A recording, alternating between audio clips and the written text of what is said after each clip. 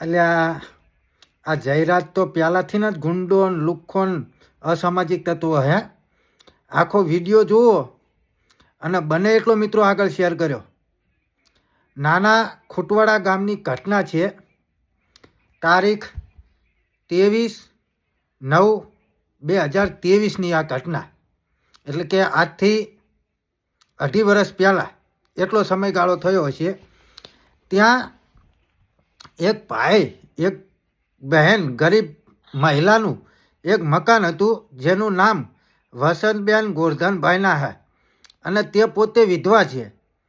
એમને પોતાની જમીનની અંદર એક મકાન બનાવ્યું હતું, પરંતુ આ ગુંડો અસામાજિક તત્વ અને આ લુખ્ખો જયરાજ એના કહેવાથી ત્યાં પવનચક્કી નાખવાની હતી.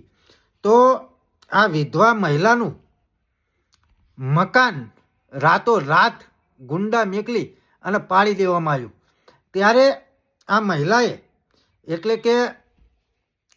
આ મહિલાએ નામજોગ અરજી લખાવવા ગયા, પરંતુ પોલીસની મિલી ભગતના કારણે આજે 2.5 વર્ષ થયા એમ છતાં વસંતબેન જેના નામ લખાવતા હતા એવા જયરાજના ગુંડાઓનું અને જયરાજનું આજ દિવસ સુધી પોલીસે એફઆઈઆરની અંદર નામ દાખલ કર્યું નથી. એટલે ખરેખર આ જયરાજના ગુંડાઓએ અને જયરાજે આ મકાન પણ પાડી દીધું અને આમને જાનથી મારી નાખવાની ધમકી પણ આ બેનના દીકરા એવા દિલીપભાઈને પણ આપી. એટલે ખરેખર આ જયરાજ તો પહેલેથી જ લુખ્ખો છે, ગુંડો છે.